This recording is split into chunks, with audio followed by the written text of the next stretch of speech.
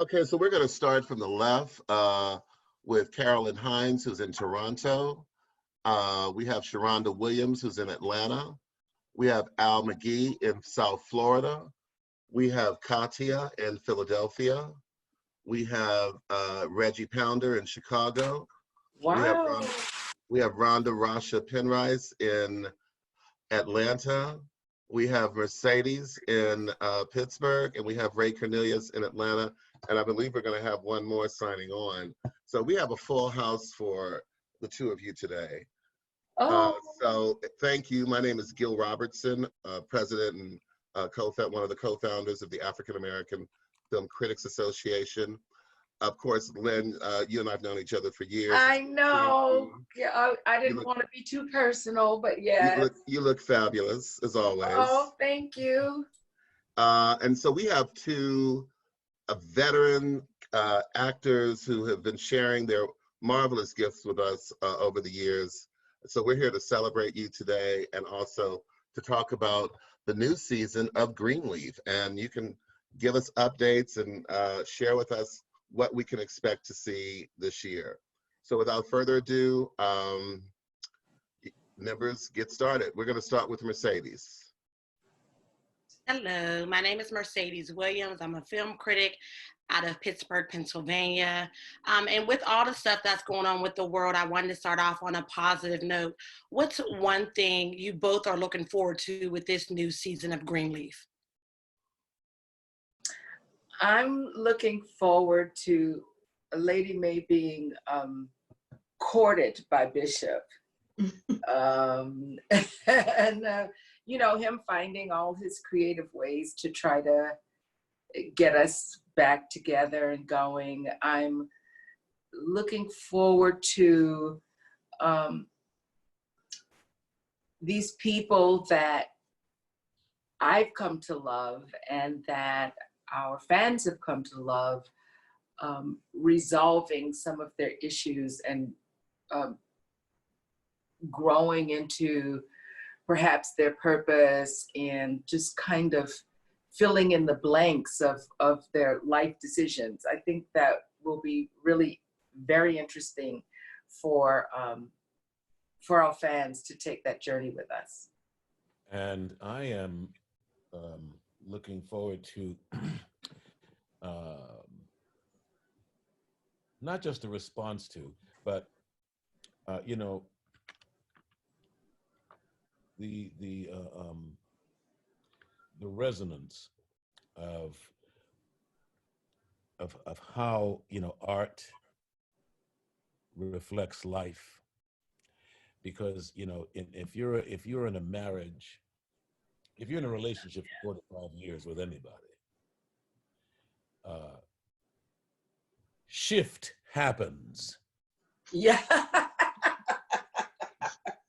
And you know how you deal with those shifts and move through them, how you respect each other through them will determine what it looks like on the other side.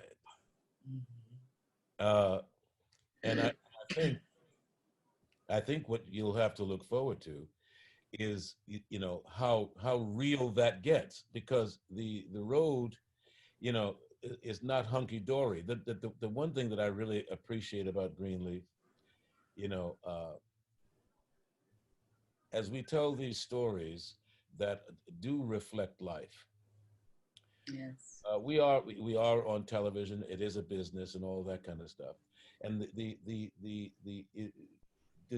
delusion that happens when you tell these kinds of stories is that suddenly, in 45 minutes or less, the situation is resolved. That's just not life. And what's nice about Greenleaf is it does not get resolved in one episode. No. So you have to ride it out and see. That's why, you know, if you were thinking about asking me what happens, don't, because I can't tell you. Yes. You know, it's always been such a joy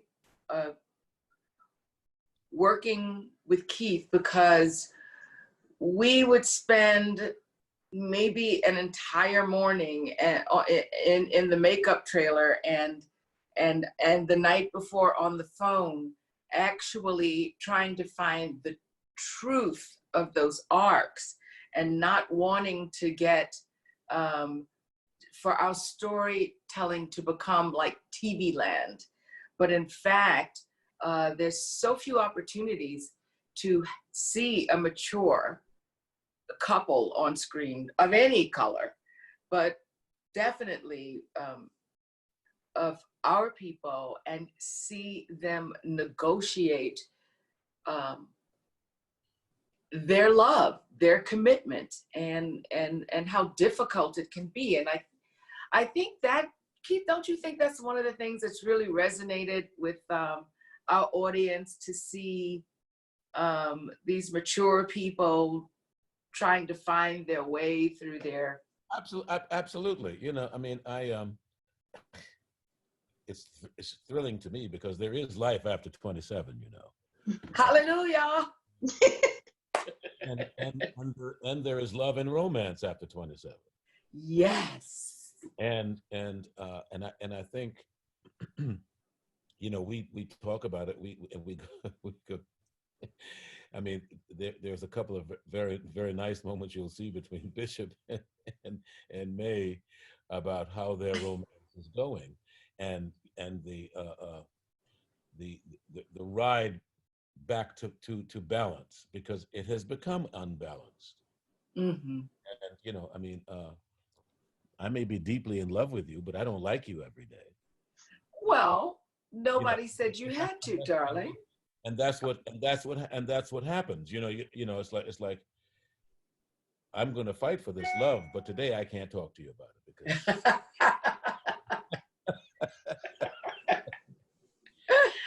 Keith, I feel like we're having a conversation amongst ourselves. I think we should turn it back over to the journalist.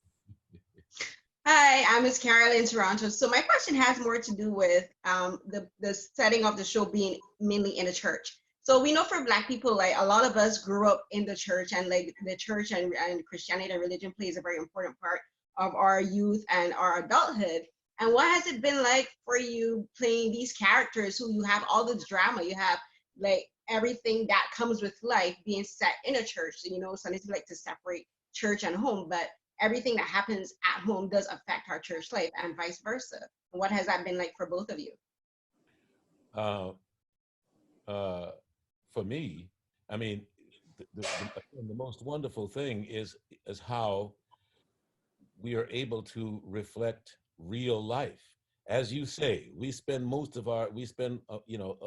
culturally, we spend lots of time in church, in and around church, our grandmothers, our mamas and aunties and all that stuff.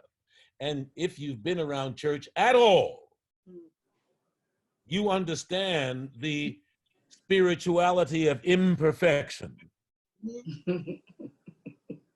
and you know how that's navigated, you know, both sweeping it under the rug and not saying nothing, or far too much stuff coming out far too soon. You know, you see the whole gamut of it. It doesn't always stop you from going to church. No, but you know, and that's one of the reasons that I actually wanted to be involved with this show, because I think that far too often we set our spiritual leaders up on a pedestal and look up to them, when in fact they're supposed to be helping us make our way to God and our personal relationship. So having all of these family issues at home that kind of collide and into our church life was a theme that I think was very important to present to our audience, is that every man has problems.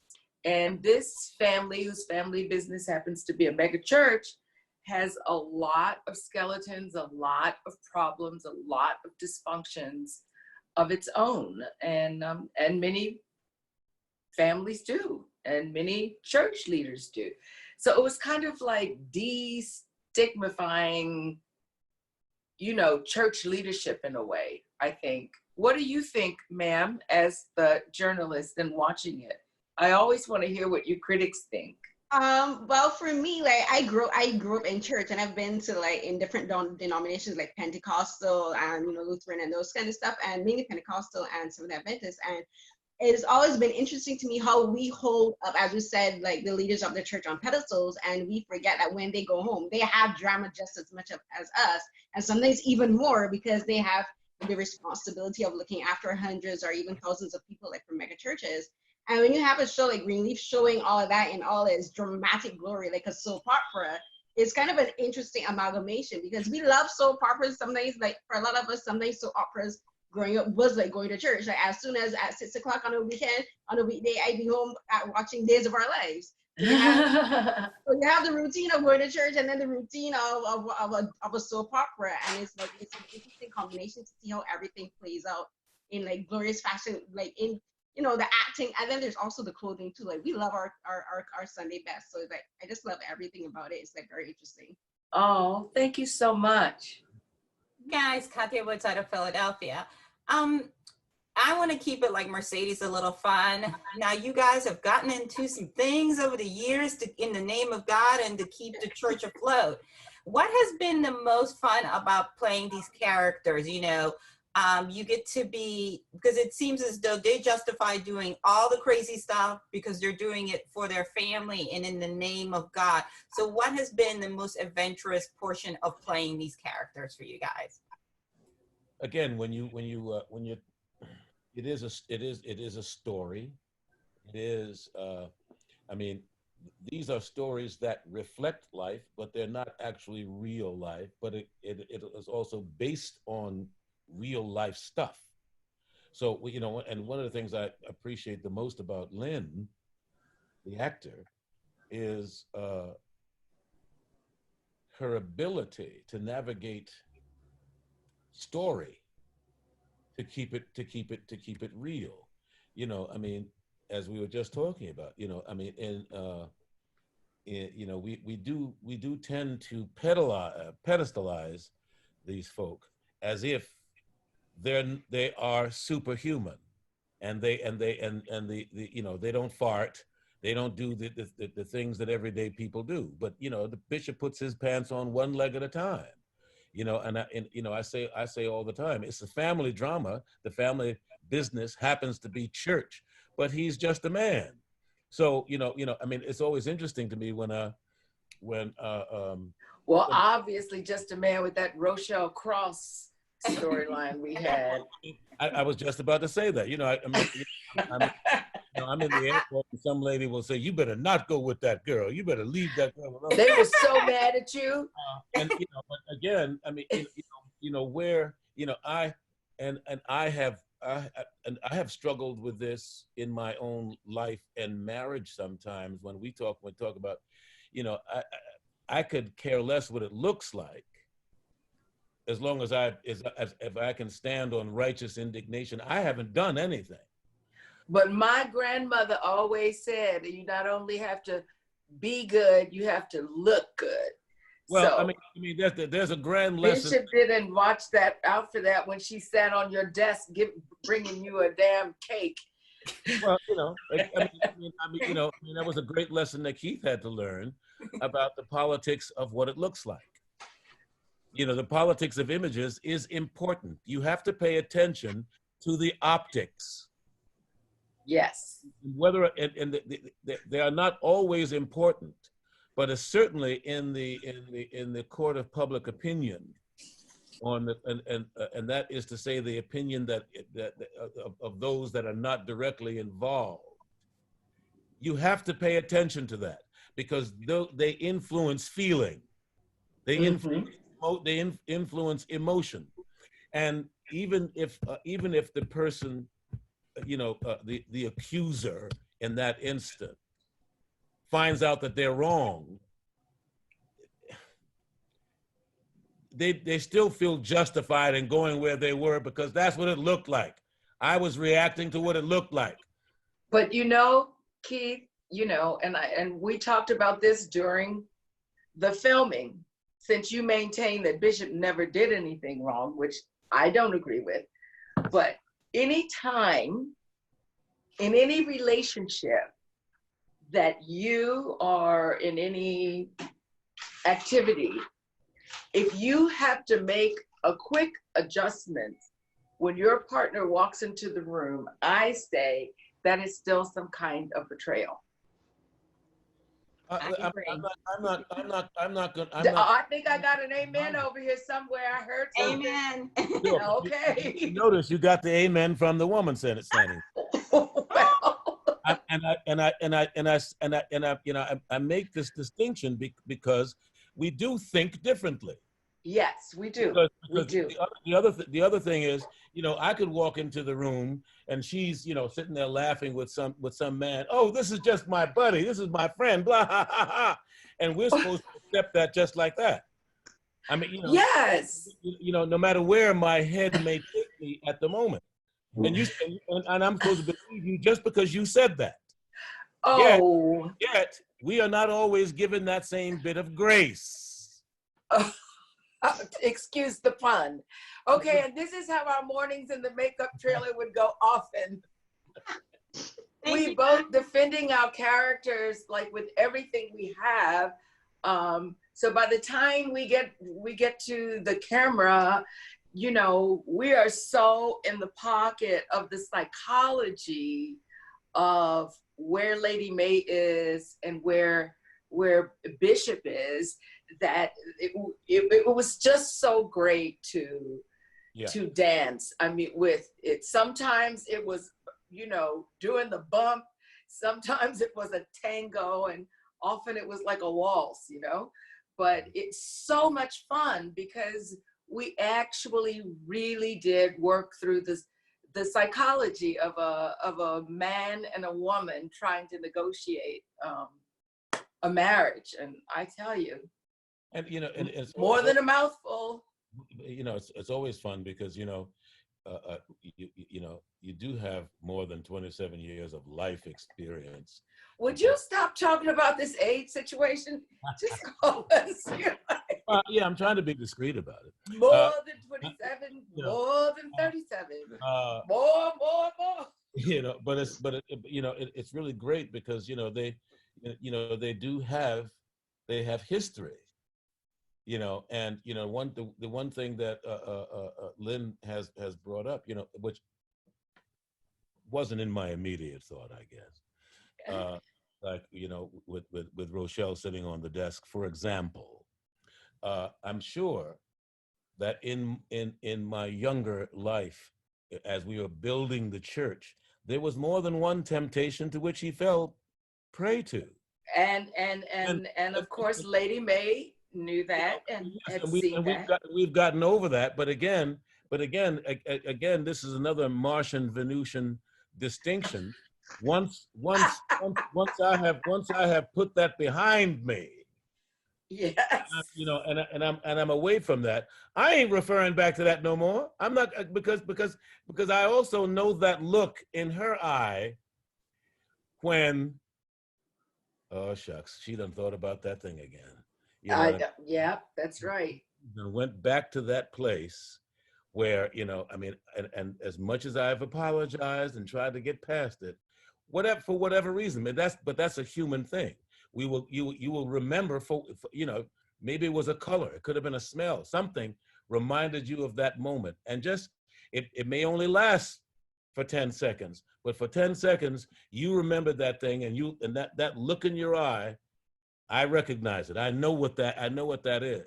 I know, and that's where a lot of the nonverbal communication came from with Keith and myself, because we so knew the psychology, the likes, dislikes, memories, the history of this couple, that people seem to enjoy the nonverbal communication between us, because, you know, as people who have been married for 40 something years, you know, Lady May and Bishop know each other so well. So there's a lot of sparring and you know, love making and adoration that goes on with no words, which has been such a joy, right, Keith? Absolutely. Yes. All right, I feel like we're having a conversation again with ourselves. Gentlemen, Well, we haven't seen each other in so long. Hi, Gil, what should we go? Oh, hi. Hi, this is Reggie Ponder, the Real Critic. I'm coming out of Chicago, and I just want to tell you, firstly, you're right, Lynn. Y'all look good. Y'all look good. Y'all look good. So it's Very not only important to a opinions, y'all look good Chicago as- gentleman like yourself. Thank you so much. I'm really happy that you guys brought up this whole issue about Black love, because one of the things that is a lot of times missing on the screen is Black love, and we see it not just with you guys, but in generationally throughout the show. So I'm really glad that you brought that up and spoke to that. I'd like for you also to speak just a little bit about seeing that sparring going back to back. There seems to be a lot of hope and maybe not as much harmony as we like. Could you guys speak a little bit to how you bring yourself to these characters? Because just seeing you guys talk right now, it seems like there's a bit of you that you bring to the characters. Can you talk about that a bit? Well, for me, it was an incredible honor and opportunity for me to bring to the screen a powerful Black woman, a Southern woman. And so having the power, being on the arm, at the side of such a kingly gentleman, though his judgment may be off from time to time, there were times that I felt that we were carrying so much pride, so much a kind of joy to see two people equally yoked, with issues, of course. So it was just a great joy, and it was not anything that we ever had to work out. It just, our energies just combined that way.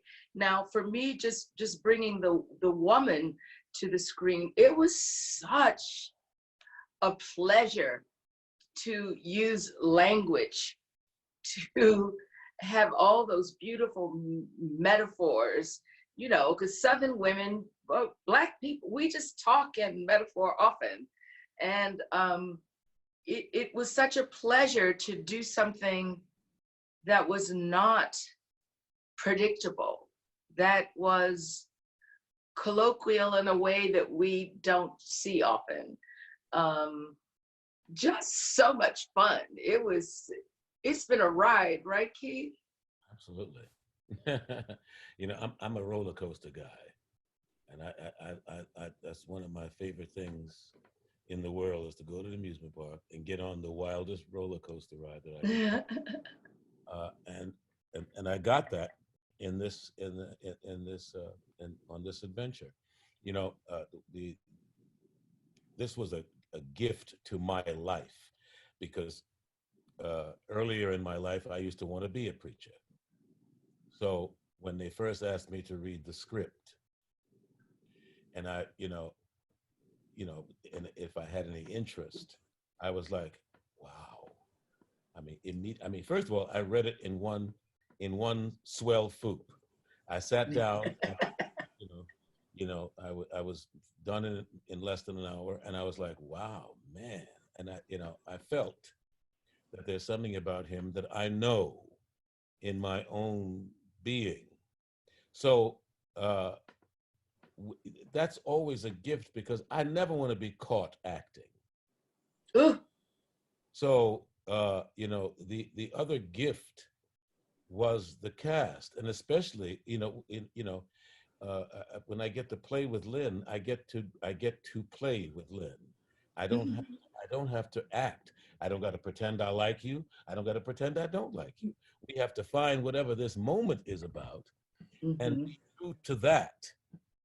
And, Yes. and that always elevates the whole experience.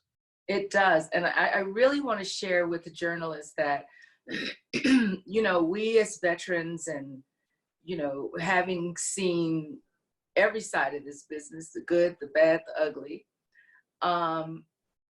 Keith, David, and I, in a 5-year span, 4.5-year span, never once had an argument or never once had a feeling of competition, of need to control or feeling threatened. And honestly, I have to share with you all that that is, with a leading man such as Keith and someone who's, you know, done so many amazing projects, you know, a lot of times people lead with ego or in a moment of fatigue or tough questions or tough scene, you know, ego gets involved. And it was one of the reasons it was such a joy for me is that there was a safe space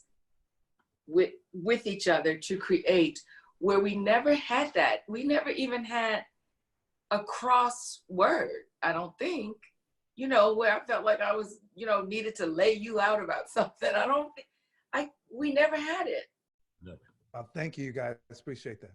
Hey, it's Rhonda. I just wanted to go back to something you said, Lynn, about as a Southern woman, because I think one of the things that's also powerful about Greenleaf when we talk about the politics of representation is that it is set in the South and it's showing you a different view of the South than we've seen in the past. So talk about when you were, I mean, you're originally from Louisiana. Did you ever imagine that you could be on a show this big set around like Black, Southern, sophisticated people? Yes, ma'am, I did. I guess it would be good to say, no, I never thought of such a thing, but I felt that part of my responsibility as an artist was to give voice to some of the women who raised me. I remember when I was doing For Colored Girls in London and journalists were talking to us, they had no idea of the social structures within the African American community, within the Black community. They didn't know that people like these existed, you know? So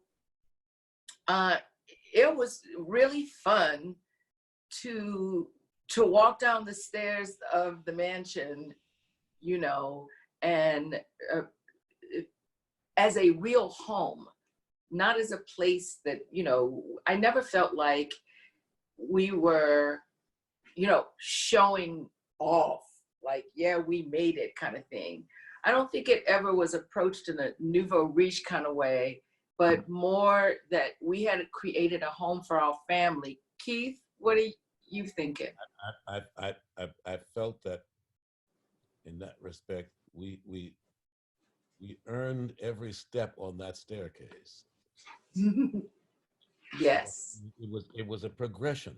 It was a progression, as if you follow the storyline and how we acquired the house after, you know, being given the house from a church member. You know, it's because we had built up a congregation to which they felt we were then worthy of that. Mm-hmm. It was an earned privilege. Yes. And also in that respect, you know, I mean, no matter how much you veer from it in any one situation, you know, it's in service to God, and then you get back, you know, what you put in service. Yes. You know, my only regret, Keith, was that we never got to have a barbecue at the mansion. I wanted to have a barbecue. I wanted us to be out there hitting it hard. The potato salad, all that. And we never got to show that part, you know, Yeah. or to celebrate Juneteenth or something like that. You know, I asked, you know, often for that, but you know, with such incredible storylines, it wasn't time for everything. Well, now that house is in jeopardy this season, though. The house is what? In jeopardy this season. Like it's Everything about the Greenleaf's lives is in jeopardy this season. Life as we know it for the Greenleafs is in jeopardy. And that's what makes it really juicy, though. Well, thank you, guys. Wow, I'm very excited to talk to you two giants. You did Thin Line Between Love and Hate. This is a Black film, and Keith David, you did Dead Presidents, which is another Black movie, but now you're in a Black show. But how do you feel that now you're on a Black station owned by a Black woman, Oprah Winfrey? And this is 2020. Did you ever imagine in your life that you would be on a TV station owned by a Black woman? It never crossed my mind like that, but also, why not? Why wouldn't? It's like I was talking to someone the other day about, in fact, it was yesterday. I never in my life doubted ever that there would be a Black president of these United States. I did have some question about whether it would happen in my lifetime. Mm-hmm. I never doubted that it was going to happen. Because I was doing a play in Chicago in the early 80s, and just as Oprah was syndicating across the country. And, so the fact that, it took 25 years or so to get her own network, it was like, if anybody could do it, certainly it would be her. So it was, and it's a wonderful, beautiful thing. I mean, here we are in the climate that we're in politically. Talking about just due, Mm-hmm. and where we are, where we should be, where we could be, and Right. in spite of everything, here we are. Mm-hmm. Mm-hmm. Now, isn't that something? Yes, it is.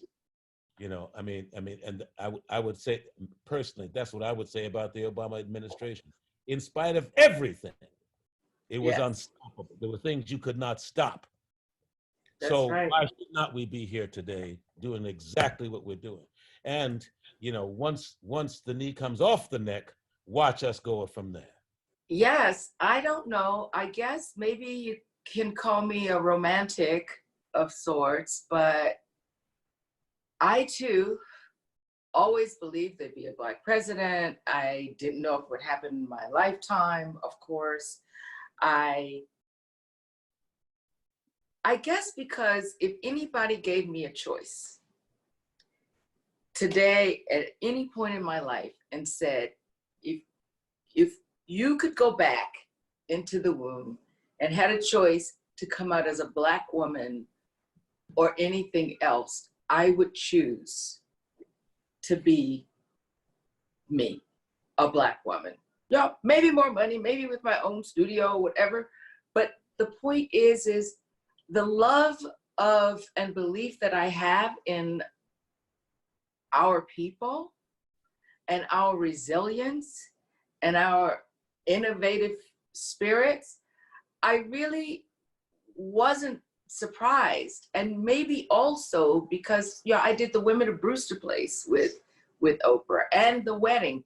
So throughout a couple of decades now, I've seen her with a great desire to tell quality stories.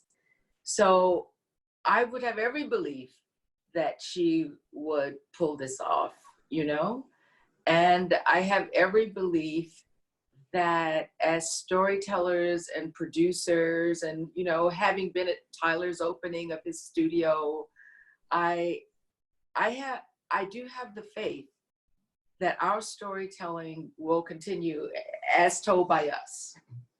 Hello, Ms. Whitfield and Mr. David. How are you? This is Ray Cornelius from Atlanta. I've loved the show, loved watching, like you said, Black Love, Black South, Life in the South on television on the Oprah Winfrey Network. You guys have been with these characters for 5 seasons. We're at the final season.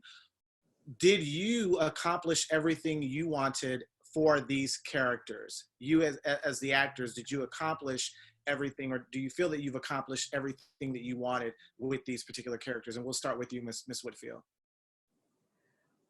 Well, what an interesting question. Life always continues, and there's always another challenge, and there's hopefully, prayerfully, always another victory. I am satisfied that I was able to show many facets of her personality, of her character, of her psyche. I am satisfied that we did a good job and that we've created something that will stand the test of time. I am disappointed that Keith and I never had a full-out love scene. I wanted that to happen. He pushed for it. I pushed for it because for me, I feel that it's important that people understand that real love, real passion doesn't die or fade away because you're a more mature human being. And so that was the one thing that I wished for that we did not get to do. That and having a full out like barbecue, family party like we Southern people can do. Those are the 2 things that I wanted to add to the layers that we were so fortunate to bring. All I can add to that is, just because there's snow on the roof don't mean the fire is out in the house.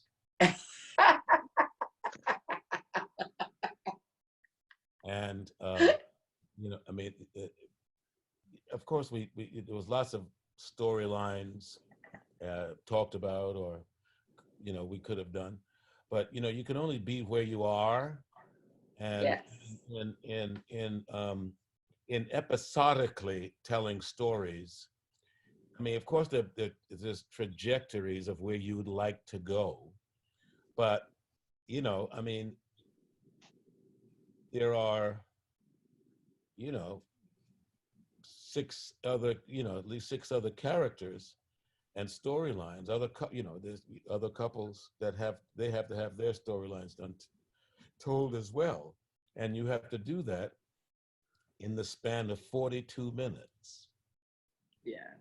So there are restrictions and confines under which you can tell these stories, which also adds to the excitement, but it also, limits to how much you can tell when. So there's lots of stuff that we could have gotten to and would have gotten to. That wing dang doodle, we would have gotten eventually. But, it plays out the way it is. But if it got you thinking about it, the juice was worth the squeeze. Yeah. Oh my God. Y'all, I had to put up with these adages, and you haven't had the songs yet or the jokes. Keith David must know about 5,675 jokes for everything and about 10,000 songs. So there's not a circumstance that he doesn't have a song or a joke for, or some kind of metaphor. You're so funny, Keith. What's your next one? I'm still thinking about. Don't worry. You still? What song would hit you right now, Keith? You would it's so simple. I mean, and I don't know why. Just when you asked me that, I got that joy, joy, joy, joy down in my heart. Yes. In my heart, down in my heart, I got that joy, joy, joy, joy, down in my heart to stay, Yes. Bravo, bravo, bravo. I knew you'd have one. Thank you, guys. Hi, Sharonda Williams. One of the things I find so much fascinating about last season is you talked about how Lady Mae is so strong and how Lady Mae really puts others before her to kind of help them fix their mess. But one of the scenes that really stood out to me was, after Lady Mae finally reveals to those outside of her family, what she had been through with her father and how that kind of blinded her from, her brother Mac. The scene where Connie is kind of making fun of you or doesn't believe your story. And especially in a time where we always talk about how Black women's stories need to be heard and also to believed. I wanted to know for this final season, will we get to see Mae finally have peace and just very real and true healing from everything that has happened in her past? See, how can I say this without giving? I think that what we'll see is Lady Mae grows. She has a kind of, definitely a deeper peace within her and a humility that perhaps we haven't seen full tilt. A very humbled Lady Mae. I think we'll see a Lady Mae who defers to God more often than herself. There's a couple of kind of prayers you can pray. One is, God, I want that car, I want that house, I want this and I want that. You said you would give me the desires of my heart, and there's those kinds of prayers. And then there's the prayer that says, God, let your will be done. I will go where you take me. I will do, as they say in Matthew, and come to you like a little child, and you carry me. So we'll see that part of Lady Mae more this season. And I think it's I'm very happy that we were able to have that breadth of an arc of her growth, because the simplicity of that is important. Because at the end of the day, all the pencil skirts and stilettos and bossing around and metaphors, at the end of the day, she's God's child, flat-footed, saying, God help me, And I thought that was important for our audience to see and experience, to take that journey with her in that.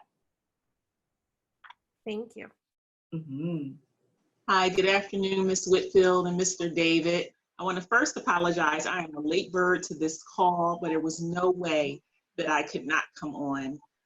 When it comes to Black excellence, I believe that you both are just the walking personification in Hollywood, in the industry, and I respect and admire you both. So my question is to both of you, because the show Greenleaf did one thing for me, and that was it was so authentic in the storytelling about the church, regardless of what story was being told, regardless of what trial and tribulation was being shown for each character. The one thing that remained authentic was the church and the power and their power and belief and faith in God. Can you talk about how that authenticity worked for you? What was the process? Was it important to you to show those parts of those characters? And what is your experience in the church in bringing that forth? As I said before, I used to want to be a minister. And so I was happy to get a project to which I can fulfill a fantasy. Usually when you see shows in and around the church, I mean, historically, I mean, it's been sort of a mockery. You know, they're always sending up the church and making fun of God. It was very important to me that that did not happen here. I would not have participated in that. It's not anything that I'm interested in. And I was in what interested me the most was, I mean, the bottom line, it is a family drama. It happens to be the family business is church, which also meant that, you know, church could have taken a backseat sort of, you know, back burner kind of focus, but it didn't. I mean, I believe that we were able to balance, you know, church business, family business, and be respectful of the church, and especially be respectful of these people's spirituality. And no matter what happens, their deep-seated belief and faith in God never faltered or never came into question. And how, you know, I mean, ultimately, the thy will not mine be done was the presiding function of this household at this point in their lives. I, you know, happened to find my relationship with God through one of my really roughest times in my life. So that respect and love that I have for God, being a very complex woman myself, I just felt that, you know, we both, Keith and I, kind of carry that just love of God. So it was not difficult to incorporate that in the work for me, because, you know, you can know the Lord and, you know, make all kinds of mistakes, but always be able to hear to hear the voice of your higher angels coming to do his work. And so for myself, I just incorporated what I know of the Lord into what the work that we were doing and into the character of Lady May. And it was also, I mean, our head writer is an ordained minister. Yes. And so invariably it was on the page.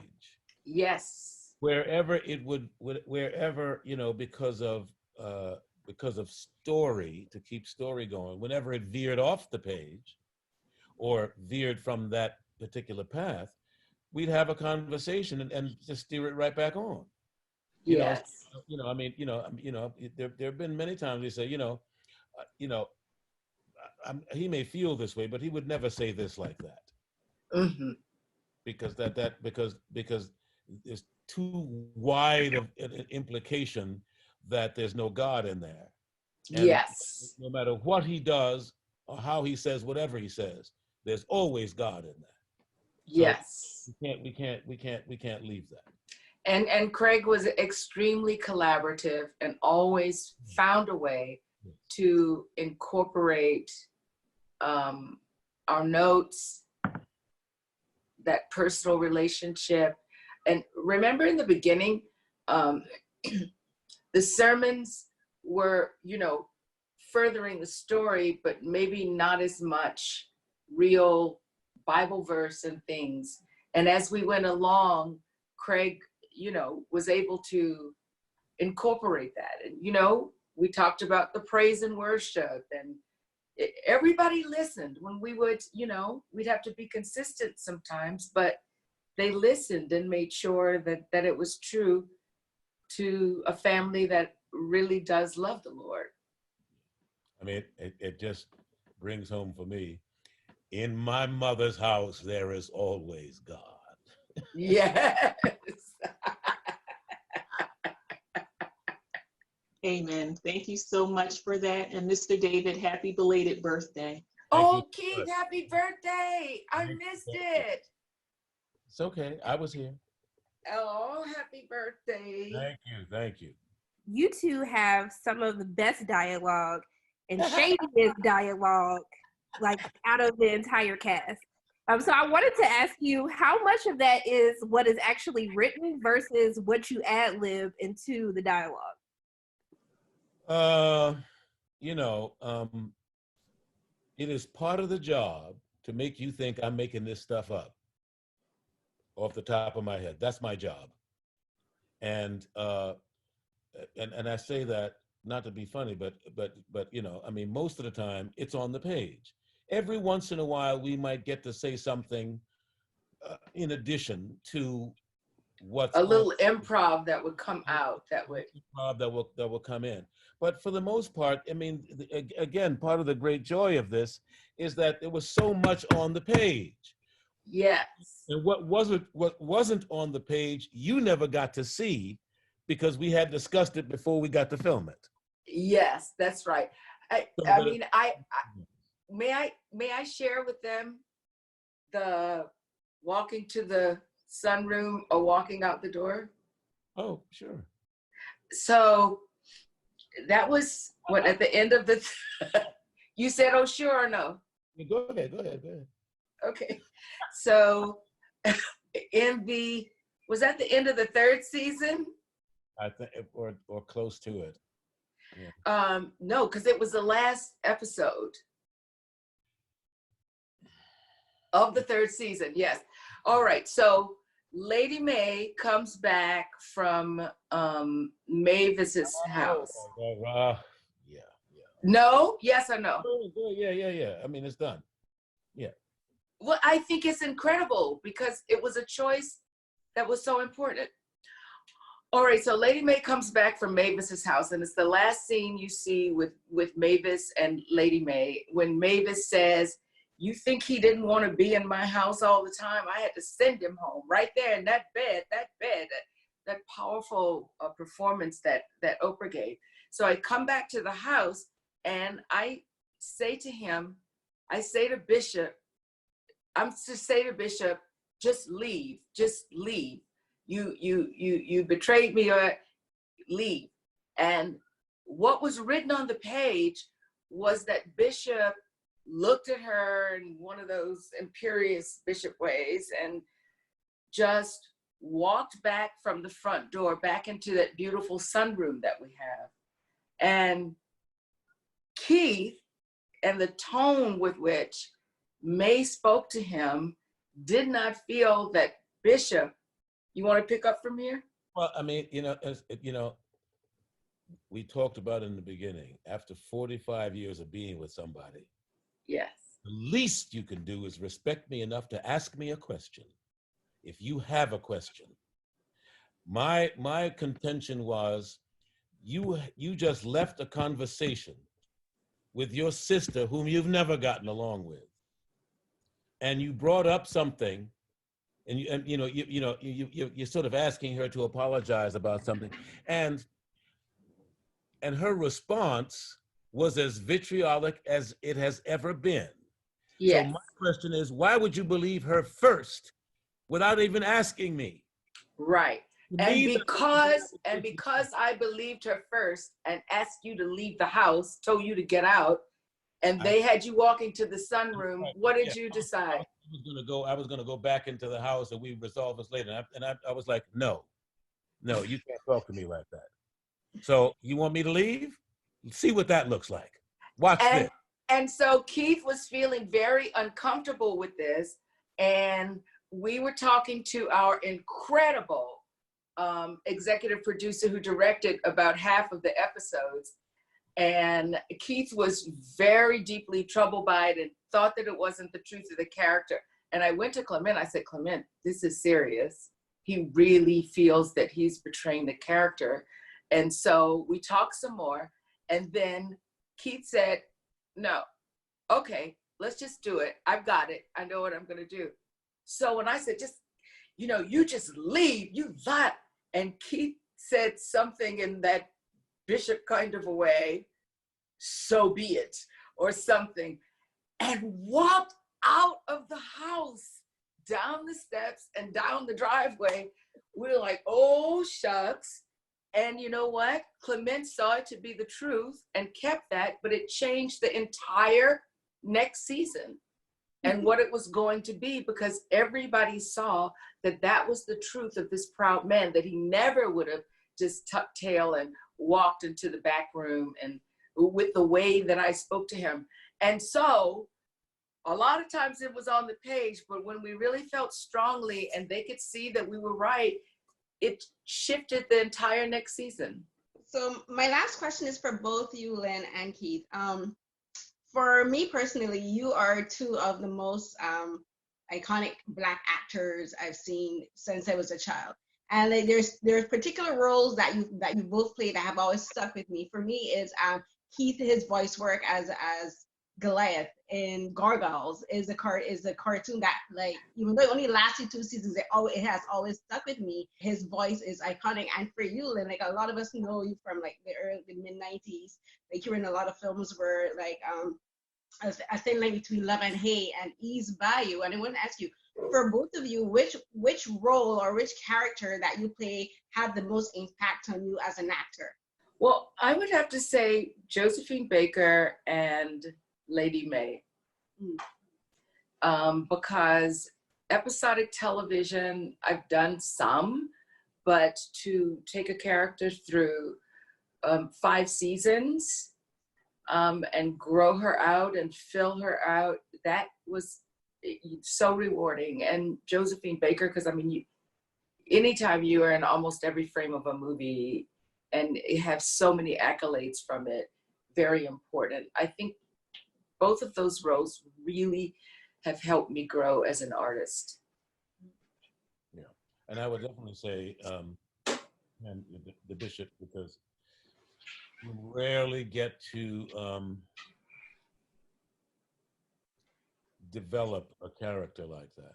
I mean, over time, you get to see different aspects of them, and that's, you try to bring as much as you can to at each character. But I mean, that was a great gift and red letter in my life.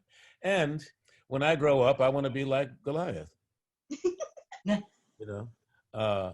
So, and I still do. I mean, I do a lot of the this may become a thing of the past, but I do a lot of like Comic-Con in conventions. Mm-hmm. And one of the, every once in a while you get a terribly, wonderfully humbling moment. One of which for me is a young lady came up to me at my table and she said, "Can I give you a hug?" And I said, "Yeah, of course." And as I gave her a hug, and she wept, and she said, when I was growing up, I was bullied. Mm. Goliath saved my life." Mm. Oh. And then the two of us sat there weeping. It was very moving to me, and that was a wonderful gift, playing Goliath. Mm. And Spawn was the opposite, was the flip side of the same coin. So Yeah, between Spawn and Goliath,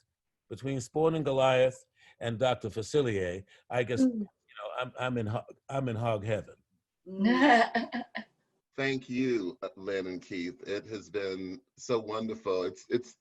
I mean, the show's been, I think all of us can agree that it's certainly been a guilty pleasure for 5 years, and wish it went on 5 years more. I mean, I think the unique thing about the characters is that they are people that we all know.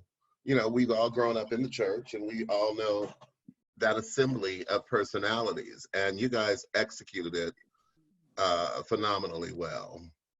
So this won't be the last time that we'll meet, I'm sure, as I know the two of you will go on to do bigger things and continue to share your amazing talents with us.